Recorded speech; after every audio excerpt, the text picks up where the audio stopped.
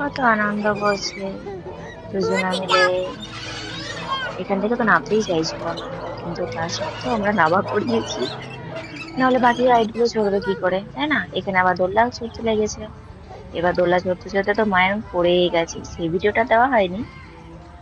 আর আমার মেয়ে আস্তে আস্তে চড়ছে, কি আর করবে, বেচারি বুঝতেই পারছে না ভালো করে, স্লিপ কাটছে। আর এখানে একা একা মহারানী উঠেছে, একটু ভয় নেই।